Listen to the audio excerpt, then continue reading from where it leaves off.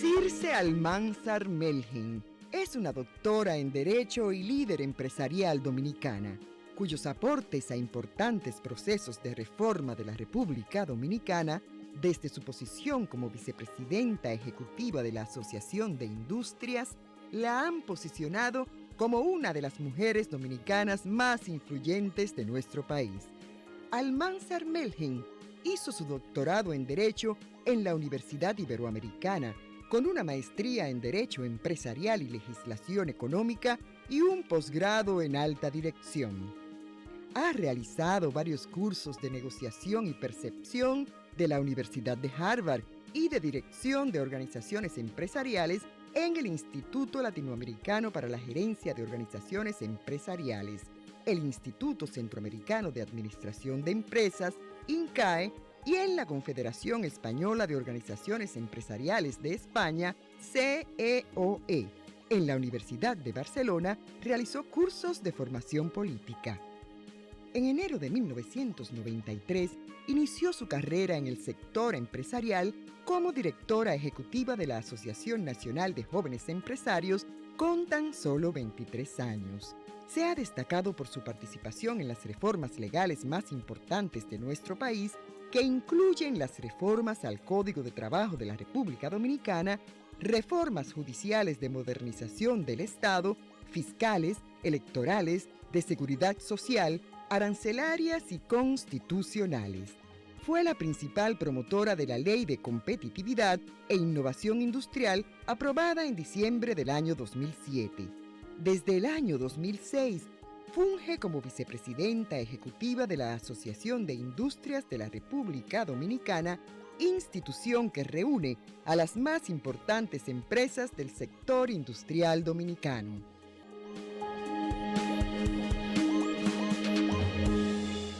Y acá la tenemos con nosotros. Bienvenida, Circe. Te iba a decir Circe Melgen, porque estábamos hablando del apellido, Circe Almanzar. Y contigo debemos hablar también de cine, por el asunto de tu padre. Claro. Bienvenida esta mañana. Gracias, gracias. La verdad que muy bonito este recibimiento. La verdad que no me lo esperaba así tan.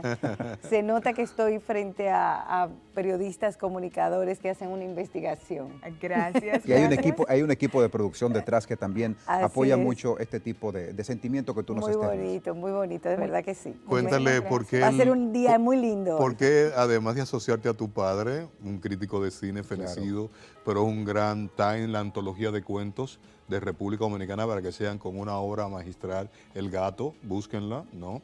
Entonces, ¿llegaste aquí a trabajar con quién? Bueno, yo tuve desde niña, no sé si porque, bueno, me imagino que porque mi padre estaba en los ámbitos de publicidad, de cine, de cultura.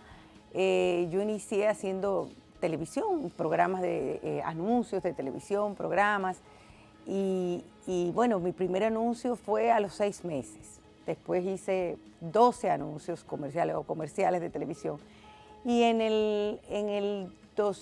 cuando tenía aproximadamente, no voy a decir la fecha, ya iba a caer en el gancho. Cuando tenía aproximadamente como 9 años, hice un programa con Conani, que creo que se llamaba El Mundo de los Niños, aquí en Radio Televisión Dominicana. Era todos los días en la tarde, pero mi espacio era creo que martes y jueves, y era patrocinado por Conani, pero estaba dirigido por Anita Ontivero. Bueno, y de verdad hice un programa, tuve teatro en Casa de Teatro, luego pasamos al Teatro Nacional, y tuve aproximadamente como 6 años en teatro. Bueno, señora Almanzar está en su casa, claro, evidentemente. Y es lo que queremos, ¿no? Tú sabes que siempre que entrevistamos a personas acá, perdona, Liz, que te interrumpa, las primeras preguntas nos invitan a conocerle y a acercarnos un poco a su persona. De repente, tu nombre, ¿de dónde se desprende? Bueno, mi nombre es de la mitología griega. Si recuerdan, la Ilíada y la Odisea de Homero. De Homero, sí.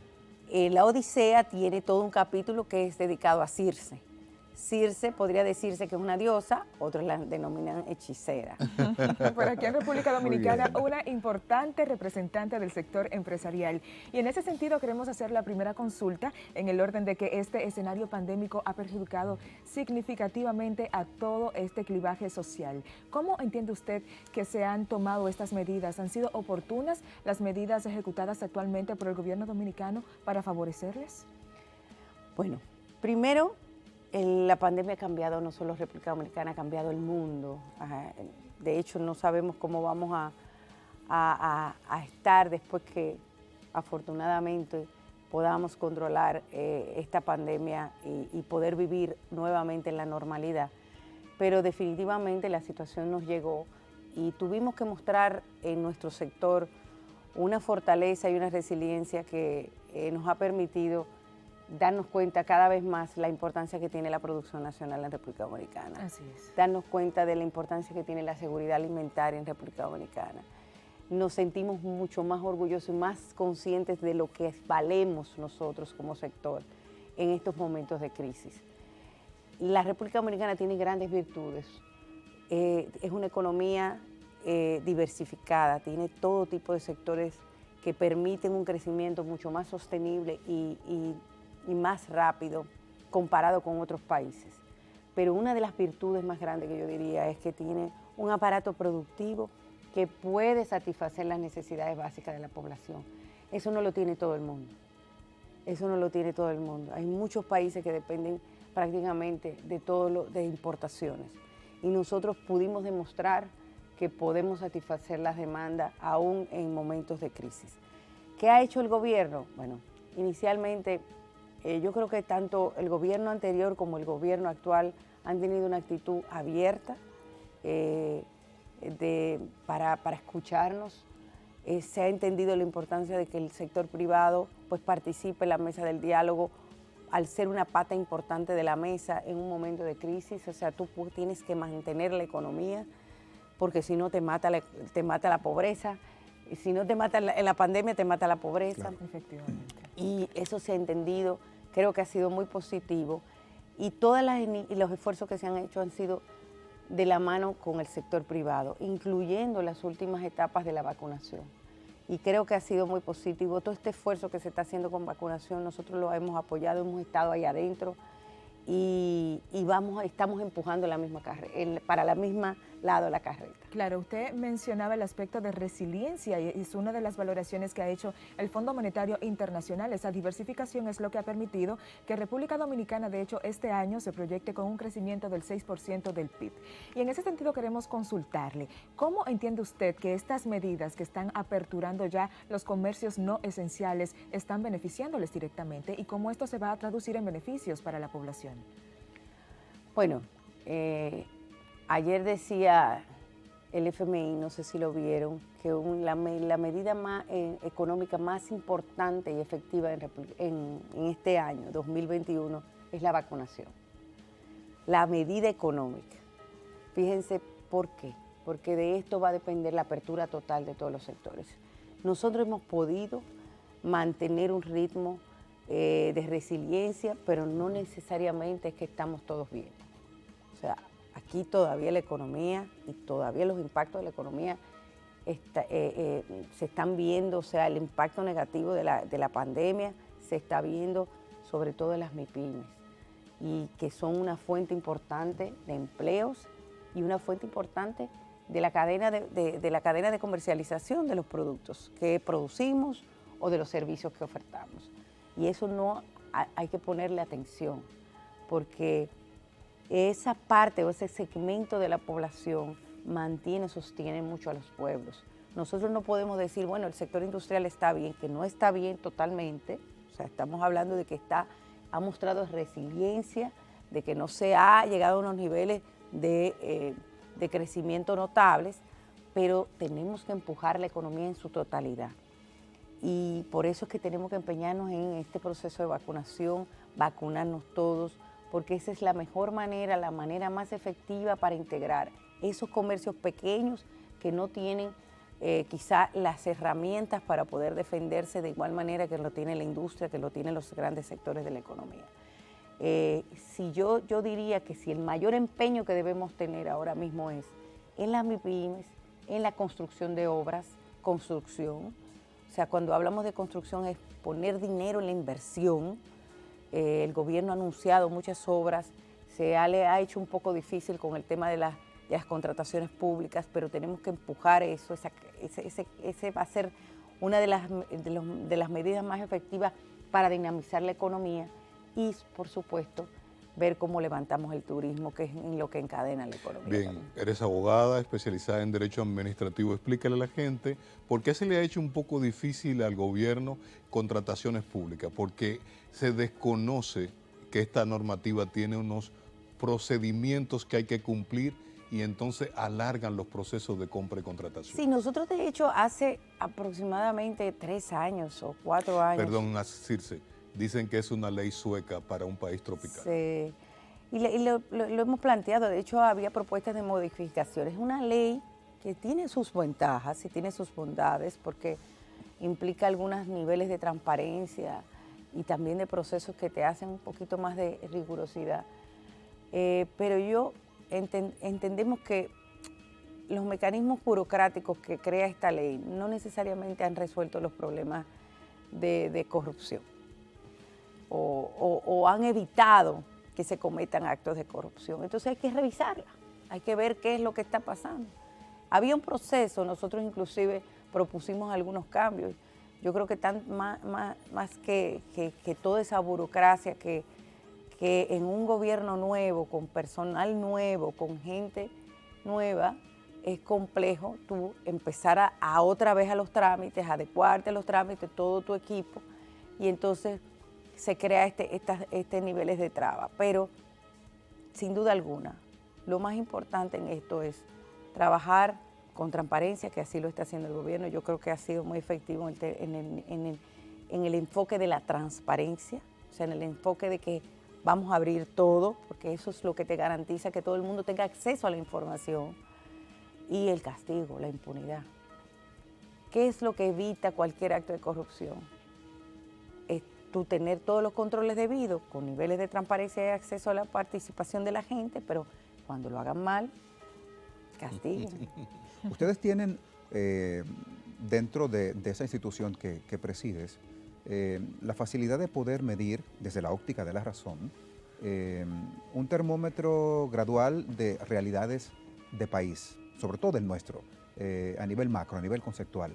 ¿Qué tan difícil o qué tan fácil es emprender en medio de una crisis como la que nos encuentra? A nivel de un proyecto, digamos que estatutario. Bueno, uno de los objetivos que tenemos nosotros este año, y hace varios años, pero este año sobre todo, es lograr la simplificación de los trámites. La tramitología en nuestro país es muy compleja. Y se ha trabajado durante muchos años. Y de hecho, el propio gobierno, en su programa de gobierno, uno de los ejes transversales que tenía era la simplificación, o sea, simplificación de los trámites administrativos. Y yo espero que se haga. De hecho, sometieron un proyecto de ley, pero yo digo que no es necesariamente... a veces pensamos que una ley va a resolver un problema. A veces pensamos que una ventanilla única va a resolver un problema. O sea, que tú tengas una misma ventanilla, que tú puedes acceder a todos los permisos. Pero no nos ponemos a pensar, ¿por qué tenemos 7 permisos? ¿Por qué necesitamos 7 permisos? ¿Por qué? Porque cada entidad de gobierno quiere pensar con su propia cabeza, no a nivel de Estado. Entonces, no, tú quieres tener tu permiso, tú quieres tener tu permiso, tú quieres tener tu permiso. Y cuando venimos a ver un emprendedor, tiene que pasar por 8 pasos antes de formar una compañía. Pero no solo 8 pasos, después que tú tienes 8 pasos, si eres una empresa que tiene que declarar todos tus impuestos y ser formal, tú tienes que hacer trámites, 4 trámites al mes. Pero ¿cómo se podría, en ese sentido, desarrollar una hegemonía de conceptos? ¿Cómo podría ser posible? Bueno, nosotros planteábamos primero lo que se llamaba perfiles de riesgo. Eso te va bajando un poco el cúmulo de permisología que hay a nivel de entidades. Cuando tú empiezas a trabajar y tú eres una empresa que te manejas bien, simplifícale trámites. quitas todos esos trámites de la burocracia estatal, lo facilita, lo simplifica y te quedas con los que no tienen perfiles de riesgo. Entonces, los que no tienen perfiles de riesgo, o sea, que no han acumulado un historial, los emprendedores, entonces empiezan a facilitar los permisos. Porque, ¿qué pasa? Al tener los tradicionales, o sea, los que tienen ya años trabajando con cúmulo, también eso te hace te provoca más retrasos a los nuevos, porque tienes toda una tramitología para todo el mundo. Entonces, hay que trabajar, que lo hacen muchos países, a nivel de certificaciones. Tú certificas una empresa y tú dices, esa empresa se comporta bien, no porque pague más dinero para obtener un permiso, porque eso es discriminatorio, es porque se comporte bien. Tú eres una empresa que se ha portado bien, tú cumples con tus permisos, te estás al día con todo, entonces yo te doy una certificación. Entonces paso a otra que es la nueva. Empiezo a decir, bueno, yo necesito tener una importación, 8 permisos de importación para un solo producto. No, voy a hacer que aduanas sea el interlocutor con esa empresa y diga, yo autoricé esto, y le diga a los demás, autorizo este producto. Para evitar esa burocracia de tú tener que ir al Ministerio de Salud Pública, al Ministerio de Agricultura, al Ministerio... Y esas son permisologías que la gente no se imagina, lo que provoca. Imagínate que tú eres una pyme que quiere hacer carne de hamburger. Tú empezaste con tu idea de tu carne de hamburger. Hasta descontento provocaría. Exactamente, entonces tú tienes toda la idea, tienes una fórmula, una receta maravillosa, y vas allá y entonces de repente Salud Pública te dura 6 meses para darte un registro sanitario. Claro, señor Almanzar, y en ese sentido que usted está promoviendo modificaciones al marco legal de la República Dominicana en el contexto de favorecer a los empresarios, queremos saber cómo recibe el sector industrial esta propuesta de ley de modificación de la Ley de Desarrollo Fronterizo. Bueno, nosotros lo vimos bien, tomando en cuenta que es la ley posible, no necesariamente la ley perfecta. Involucraba muchas oposiciones encontradas, o muchas no, yo diría posiciones encontradas entre los fronterizos y nosotros. ¿Por qué? Pero nosotros, cuando yo digo nosotros nos estamos refiriendo a representantes de todo el sector a nivel nacional. Y lo digo porque nosotros no estamos en contra de los incentivos a la frontera, todo lo contrario, entendemos que son necesarios e indispensables y que deben venir acompañados de medidas que realmente provoquen mayores inversiones en las zonas, como son infraestructura, como es apoyar en todo lo que, en fondos para el mejoramiento de los servicios. Yo he dicho que ahí hay un problema básico, hay sitios donde no llega la electricidad, hay sitios donde la comunicación que llega es de Haití, y hay que resolver esos problemas. Pero también en educación, hay que apoyar la educación en esa zona. Y yo creo que se puede caminar en ese sentido si trabajamos en conjunto. Pero bueno, el proceso fue, se estigmatizó, se consideró que nosotros estábamos opuestos. Nosotros tenemos 20 años diciendo lo mismo, no es algo nuevo. Desde que se aprobó en el 2001 la ley 2801 del 2001, la Asociación de Industria de la República Dominicana, yo no estaba ahí porque era una niña apenas, pero sí planteó la importancia o la necesidad de que se corrigieran algunas distorsiones que tenía esa ley. Era una ley muy básica, elemental, con 7 artículos, 2 de ellos eran lo que establecían los incentivos y establecían simplemente que están exentos de 100% de todos los impuestos, Entonces eso quiere decir que tú no tienes una delimitación de lo que es un incentivo y te puede crear un problema al nivel del mercado. Cuando hablamos de una ley de incentivo, por ejemplo la de zona franca o la de turismo, vemos que están detallados los niveles de incentivos que tú tienes. Esta no tenía ese detalle. ¿Qué se logró ahora? Se logró un detalle, se logró claridad. Habían algunas malinterpretaciones, se decía que se estaba tratando de evitar que se vendiera en el mercado en todo el territorio nacional. El que sabe más o menos cómo se pagan impuestos en República Dominicana sabe que no es así, porque para tú prohibir la venta en el mercado o en el territorio nacional tendrías que expresamente decirlo. se supone que toda empresa que radicada en República Dominicana tiene libertad, no solo para vender en territorio, sino para exportar también.